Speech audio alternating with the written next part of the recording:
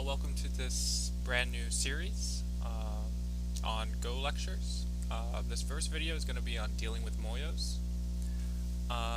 Yeah, so before I begin, I do want to mention that I just had a little goof in my recording. I just recorded this whole video,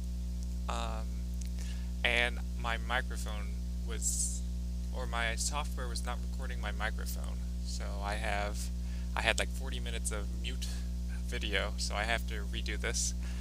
But hey, always looking at positives. Maybe now I'm more, I know what to say, and I'm more practiced in being able to explain what I'm talking about. So yeah, so what is a Moyo? So if you don't know what a Moyo is, it is a territorial framework that maps out large portions of the board. So if you look at this example between Kuja and Shinjinsyo, black is starting to build the right side of the board. So especially for Q players and even some low Don players, it can be overwhelming having to deal with an opponent's Moyo because generally it's because you don't know where to start. If you play a normal approach move, you're going to get probably severely attacked and you might die, or you won't get any profit from it. So the question is, how do you deal with the Moyos? You need to stay calm, and then you need to look for shape points, vital spots, and you need to have basic fighting techniques. And I'm going to be going over all those in this video. So I've narrowed it down to 3 important Go concepts to understand when you want to invade or reduce a Moyo. The first being light versus heavy shape, Sabaki, and reducing versus invading. So it is important to note that when you do want to invade or reduce your opponent's Moyo, the goal is not to get rid of all of it. And I see a lot of Qs and even low Don players. They get very greedy and they want it all. One, that's not realistic in the game of Go. It just rarely happens. If that happens, it's more so your opponent making a serious blunder as opposed to you playing brilliantly. Plus, you're not going to, that's not realistic, so if you plan your game plan around that, then you're probably going to lose a lot of your games. So when we want to invade or reduce, all we're doing is trying to get a winning position from a disadvantageous spot, right? Because your opponent's Moyo usually means they have tons of stones there, and it's all theirs, right? So as long as you get profit somewhere, whether it is inside or somewhere else, then that's a win, and that's all you're looking for. So here's another example, Deng Yifei versus Kuja. You can see black starting to build the top area in this game. So starting with the first one, light versus heavy shape. So light shape is a group of stones that are flexible, not easily attacked, and have lots of aji, or potential. And it is generally easy to give up light stones. Conversely, heavy shape is a group of stones that are inflexible, easily pushed around and punished, and do not have a lot of aji. It is also much harder to sacrifice heavy stones. So you want to sustain light stones when you're invading or reducing, and you do not want to become heavy. So those are the keys. So just so you know what I'm talking about with light versus heavy shape, on the left side I have examples of light shape, and on the right side I have examples of heavy shape. So just take a second, and I want you to spot some differences between the stones.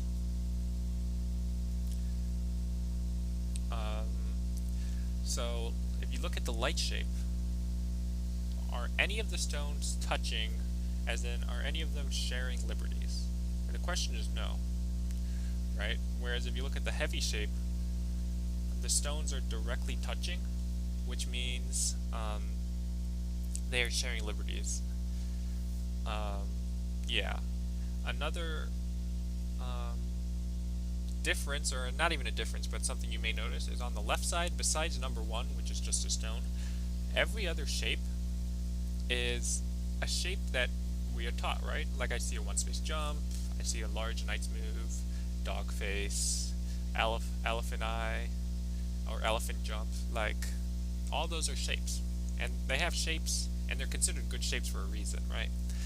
Whereas on the right side, where we look at the heavy shape, besides number 1, which is the iron pillar, everything else, like number 3 is the empty triangle, which is like the worst shape you can make. But even all the other ones, I don't know the names of those. They don't have shape names. Now it is important that sometimes these moves are forced, right? Like sometimes you have to make that box shape, or you have to make 4 in a row. But the important thing is that when you just dealing with Moyos, you want to avoid these. You know, trying to avoid these shapes throughout an entire game is going to be impossible. But just in terms of dealing with Moyos, you want to avoid the shapes on the right, and you want to try to make the shapes on the left. So, as I was saying, the formations of the light shaped are made of single stones, because it is easier to sacrifice 1 stone as opposed to 2 stones, 3 stones, 4, etc. It also maximizes the liberties of the ghost stones. So if we look at, let's say, number 2 on the left, which is the 1-space jump, we have 2 stones. Those 2 stones, if you count all their liberties, have 8 liberties. Whereas, let's say we look at number 1 on the right, which is the iron pillar. We still have 2 stones, the same amount of stones. However, they only have 6 liberties. So that means they are more easily attacked because they have less liberties to work with. And an easy way to remember, at least an easy / quirky way to remember heavy shape, is that if you're about to make a Tetris piece, it's probably a bad idea. Again, in terms of dealing with Moyos. But yeah, so Tetris pieces are bad in Moyos. So the second technique is called Sabaki. And if you don't know what Sabaki is, it's using both light shapes and flexibility in order to settle easily in your opponent's Moyo. So if we look at the right, this is the first example of Keja versus Shinjinsyo. And you can see how white is using Sabaki on the right side. Now when I go over the game, or the sequence a little more in depth, this will make more sense. But because Sabaki is very difficult to master, because you have to be willing to give up stones everywhere, or not everywhere, but you have to be willing to give up some stones. So I want you to ask yourself, are the stones light or heavy? Well, none of the stones share the same liberties. They're not connected. They have, some of the stones have some connection, like I see 1-space jump, I see a diagonal. And do the stones have a lot of aji? And we'll get back to these questions, but these are the questions you need to be asking yourself when you're playing. So what are the Sabaki techniques? So we have forcing moves. And these are the main 4, but there can be other ones. So we have Atari, Attachment, Peeps, and Double Hanes. Attachment and Double Hane is like the most common, but you do see the other ones. So those are forcing moves, and the point of those forcing moves is to probe your opponent. You want to see how they respond to gain information when you're invading or reducing their Moyo. And again, that'll make more sense when I show examples. You also need to be willing to sacrifice stones. Trying to invade or reduce and trying to live with everything is not smart. You're going to have too much on your plate. Whereas if you just think of one goal, like one group of stones or one shape of stones, whatever, you want to live with, it's much easier. And you also want to have options with your stones. And again, I'll talk about this when we look at the examples. And you need to understand when you're creating or destroying aji. Now the first 2, forcing moves and willingness to sacrifice stones, you can play a game right now and you can probably start applying that, right? It's very easy to, I'll just play a bunch of Ataris and Peeps or Double Hanes and, I'm just going to give up these stones. But understanding when you're creating aji or destroying aji, that'll come with time. But I assure you, if you just try it. Just try forcing moves and try to be willing to give up stones. You will start to understand when you're creating Aji or destroying it. So the last one is reducing versus invading. So reducing a Moyo is playing from the outside of the Moyo, and is usually threatening to reduce the Moyo's potential even further if your opponent does not respond. It is a lot safer than an invasion, but less severe. Conversely, invading is playing from the inside of your opponent's Moyo, threatening to take out a lot of the Moyo's potential if your opponent does not respond correctly. It is more risky than reducing, but more severe. So, when should you reduce and when should you invade?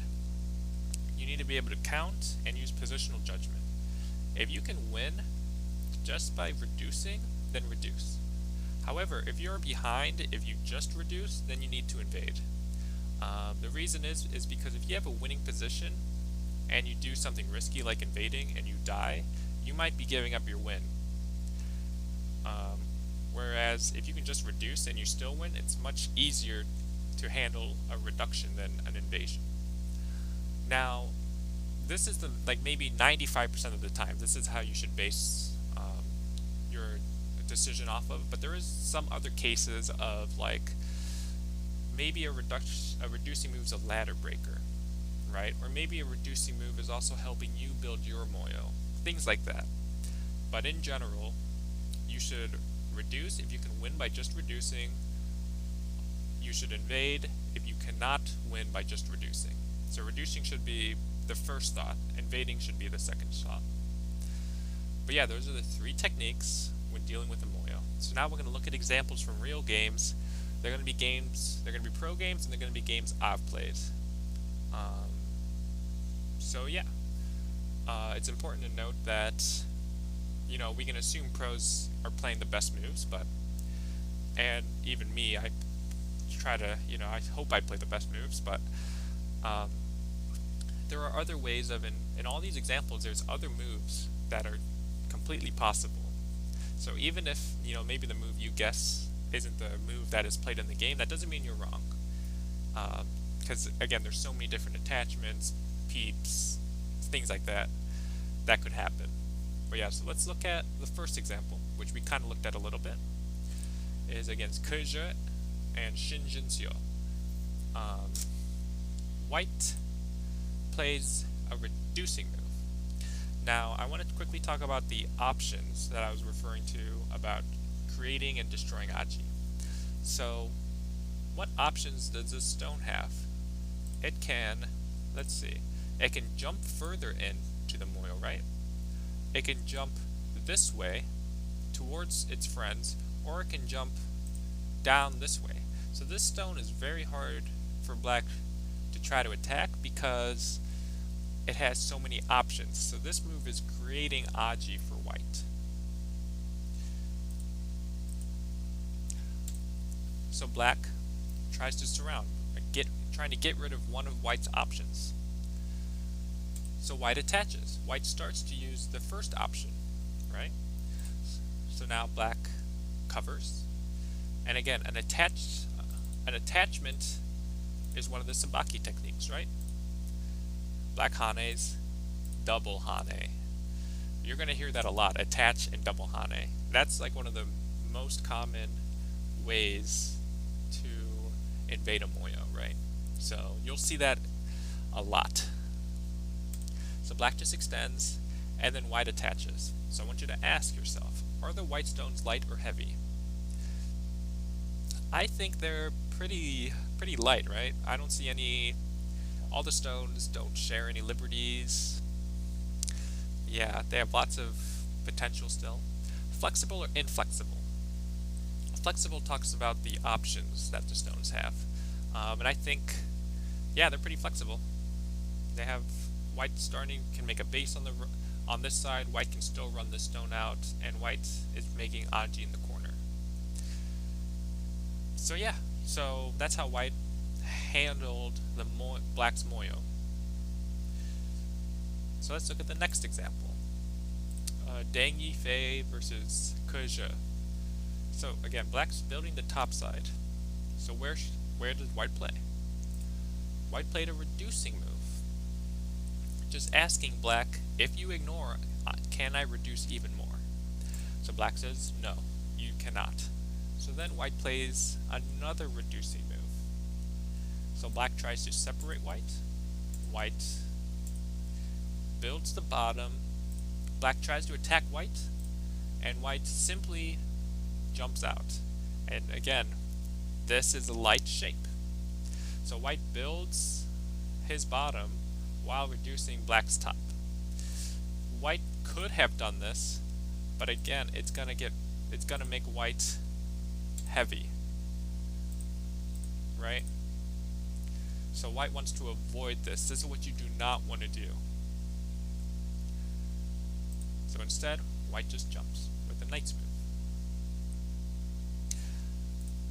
Next game is Hyodo Shunichi versus me. This game was my 6th round or final round game of the US Go Congress this year in Madison, Wisconsin. Just as a little side note, I wasn't planning on it, but if you want to see me go over my Go Congress games from this year, as tragic as some of them were, they were all very interesting at least. But if you want to see those games, please let me know. I just want to know if there's interest in going over those. But yeah, so my opponent is trying to decide where to play on the right side. And they start with this, attachment. Attachment. Cut. Cut is another one of the Sabaki techniques. I didn't add it to the list because it's not one of the main ones. But yeah, cut is an option. Atari. So what do we think of white's use of Sabaki? I think it's decent.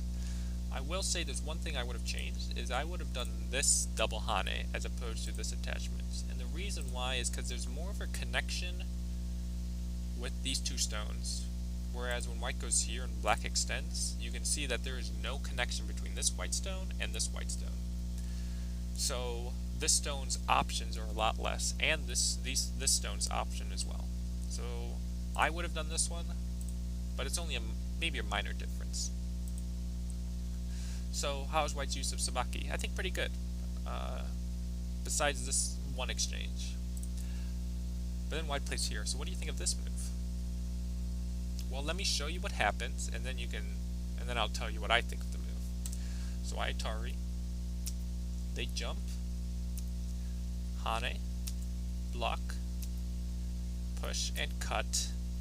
Atari, extend, connect, capture. So how are the white stones? Are they light or heavy? And was this a successful invasion by white? So, no. This was a terrible result for white. Look how little options white has, and look how solid black is on the right and the bottom. So white stones are extremely heavy. Yeah. So this was not good for white. Black's building the bottom and the right side now, whereas before, black's only building the right side right now. So instead of this move, where would I have played? I think white could have cut or Atari'd here and played this large knights, double large knights, right? We have a large knights here. Or we have a large knights here. If black kills off this one stone, even if white connects, you can see white has this nice wall here that runs most of the board. And this is reducing black's right side. Or maybe black would hane here. Then even if white just does a jump like this stone is helping reduce the bottom and the right side. So I think this move was way too aggressive. So yeah, this was the end result. Compare this result to this result. Much better for white. Much better for black in the actual game. So the next example is between je que versus shi ye. So black, shi ye, plays this nice move, which is helping build the right side. So how does white respond? Reducing move. See how black wants to play. Is black going to add another move?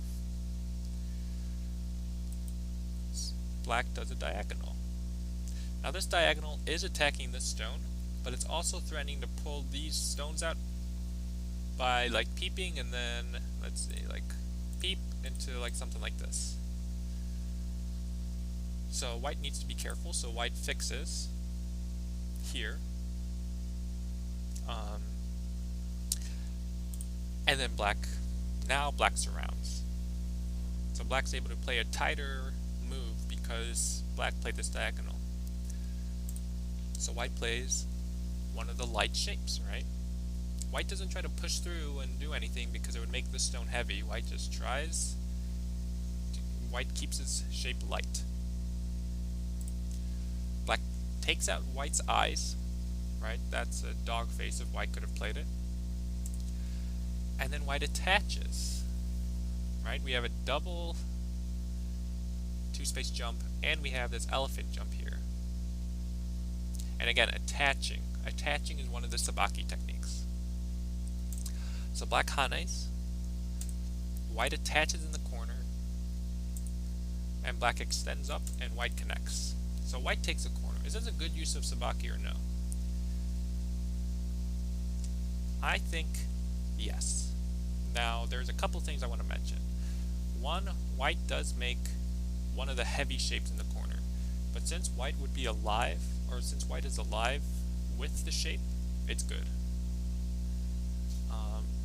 Secondly, depending on who your teacher is, or even your own opinions, some people might say, oh, but you gave black the whole right side, right? This can't be good for white. You took a small corner. Like, this is still good for black. And so that comes down to personal preference. One, black's right side is still not solid, right? I still see gaps in this wall. Two, there's still Aji here with the stones on the inside. And three, when you're reducing the Moyo, right, white doesn't care where white gets profit. As long as white gets profit somewhere on this right side, white's happy. So white ended up getting profit here. Now, you might be wondering, okay, white's going to play here. Why doesn't white do that initially? So if white does that right now, black hanes, hane. If black just pulls back, white can make this a ko. So black wouldn't want that. But black can Atari in the corner. White would counter Atari. Black takes. White Ataris. White connects. Black plays up because black views this spot and this spot as miai. So white makes a hanging connection. Now black connects. If white tries to make a base, now black can attack. And you can see how heavy white feels, right? It's very hard for white to make eyes and for white to run out, right?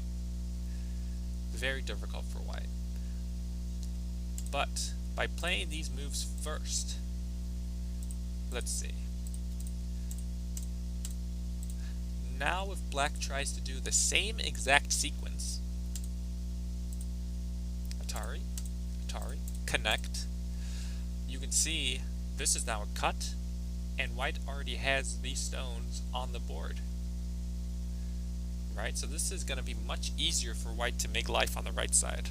So that's why when white attached, black just comes up in the game. So by creating Aji first, by seeing what black wants to do, white's able to attach now, as opposed to attaching initially. An analogy I use for kind of these like moves that white played are kind of like landmines. If your opponent fumbles and sets one off and you get profit, like, great, you know, that's a win. But if your opponent has to spend the time to defuse the bombs, right, by like playing this move,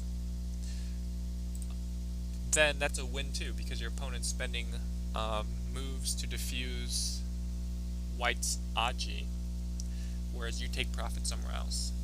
So that's why this is good for white, in my opinion.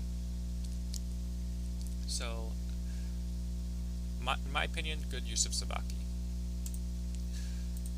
So this is another one of my games. This was played 2 years ago in San Diego, in the San Diego Go Congress. My opponent is Cameron Wagner, 3-don. So black just turned on white. Black just turned to emphasize the bottom, but also put pressure on this white group. So where do I play? Attach. One of the Sabaki techniques. Hane, double Hane. Attach into double Hane is one of the most common Sabaki techniques. If you just start doing that, just start throwing it around, and you'll instantly see success. Black connects. White attaches. Now, again, keeping the shape light.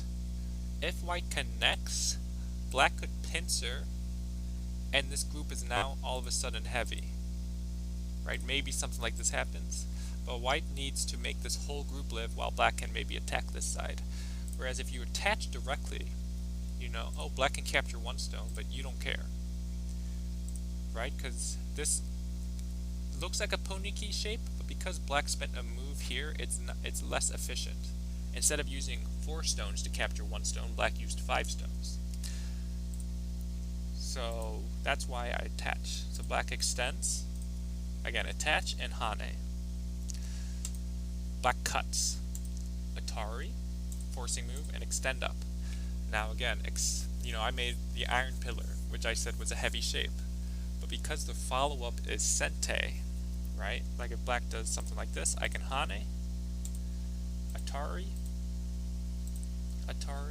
and connect. And so this would be good for white. So black needs to answer this move. So black extends up. I Hane again, which again is forcing.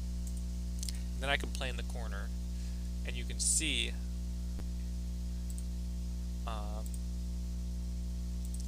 black cannot kill white.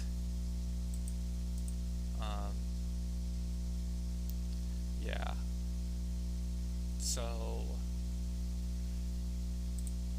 black just cuts, and I was able to extend down. Or actually, yeah, how would, sorry, white would do this. If black goes here, white will cut, and then play this, threatening this ko here. White could save those as ko threats too. Cut once, and then come down here and cut. Maybe that's a little dangerous too, but you can see how much Aji white has. So I think there were better options for black.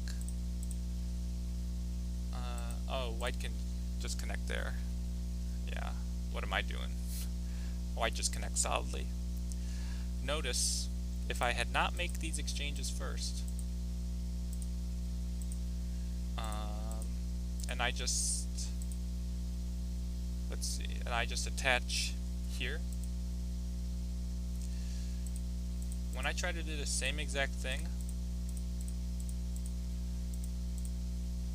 without these exchanges, black can just connect. So by playing this attached and Hane first, I created Aji.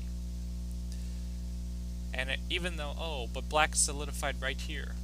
Well, the point of, reducing or invading a Moyo is not to get rid of all of your opponent's points. Remember, that's unrealistic. Who cares if black takes this spot? In the game, white took out the whole corner. That should feel good enough. So black just cuts, and then I extend down. So there's one more example in this game.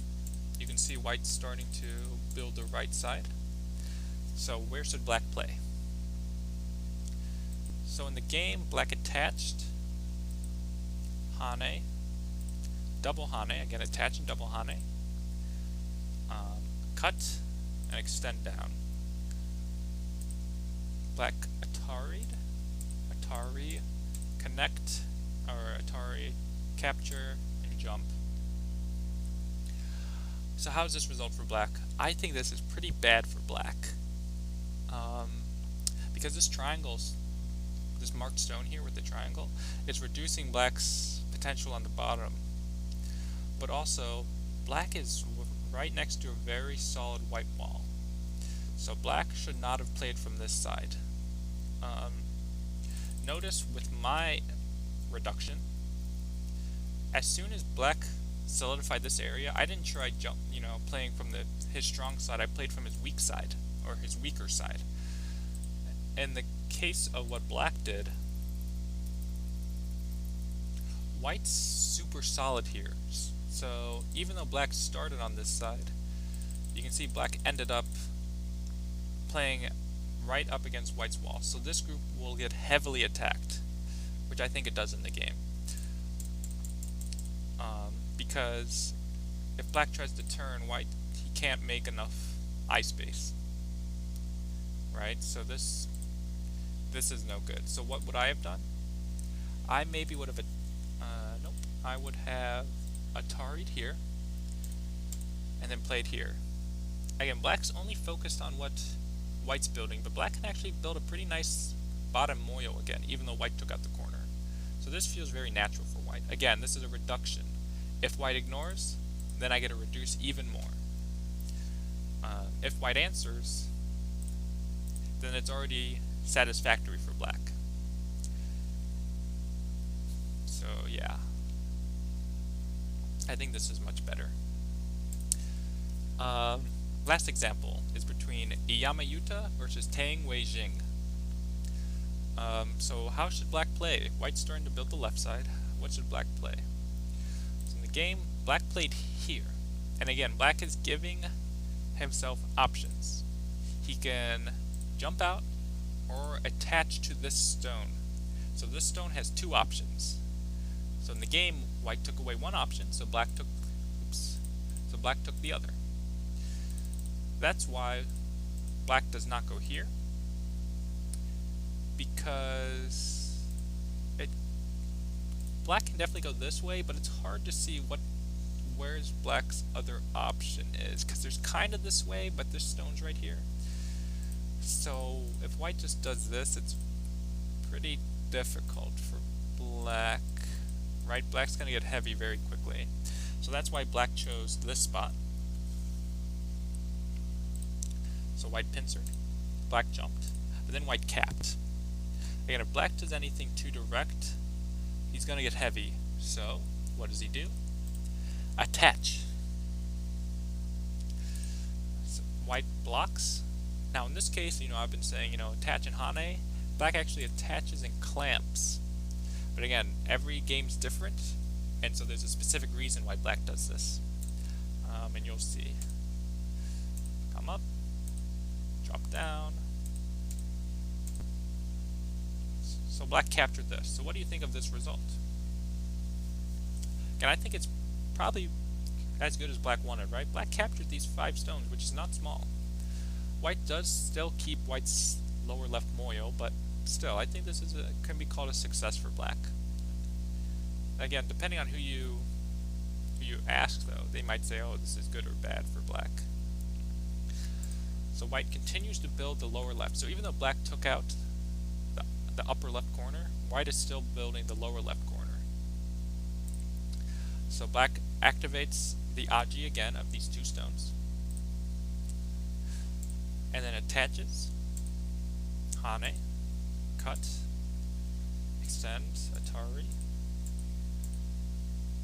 tiger's mouth, extend, push, extend, push, hane, double hane. This sequence is a little long, so Yeah.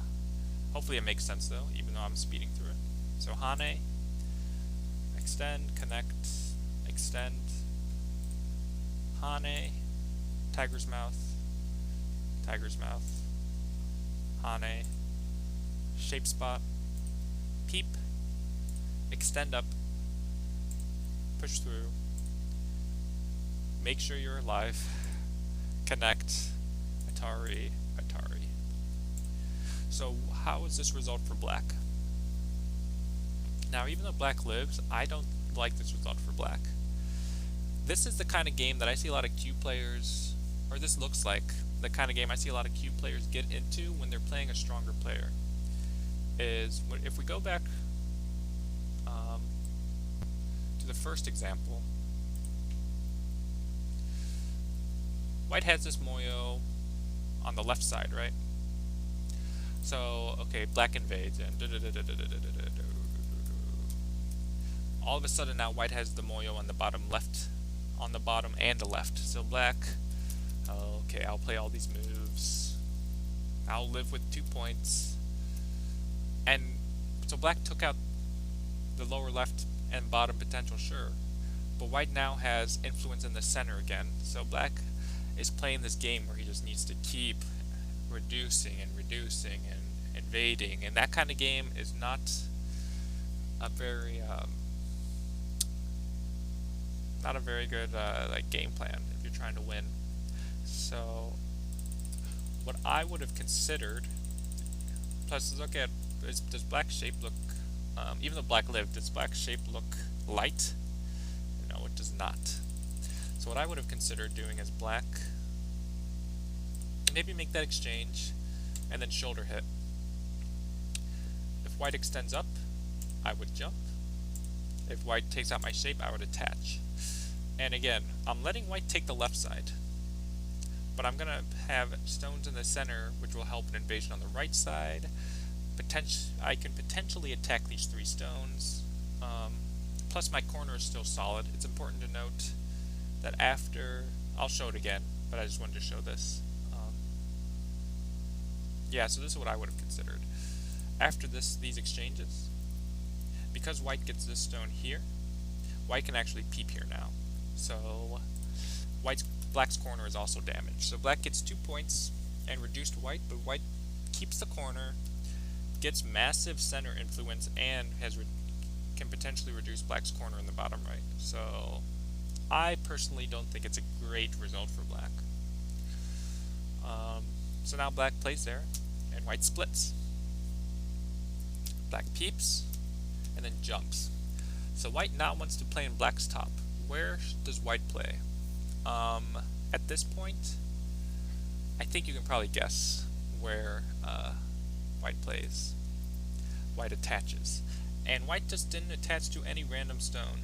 Notice there's a connection between this spot and this spot, right? We have large knights. So there's a communication happening between white stones.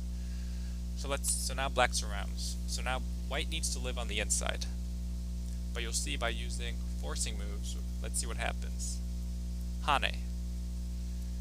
Peep. Extend. Again, even though this is a heavy shape, it's forcing. And there's stones in the area, so it's actually helping white make some eyes as well. So, empty triangle. Attach. Attach and double Hane. And then Atari. So white's already alive. So what about this result for white? I think it's pretty good. White will lose these 2 stones, but white took out black's entire top. So I think this result's pretty good. Again, depending on who you ask, they might say, oh, this is not good for white. Why did white do this? But white has points in black's territory now. Yeah, so I'll show that one more time. Again, look at the black top, right?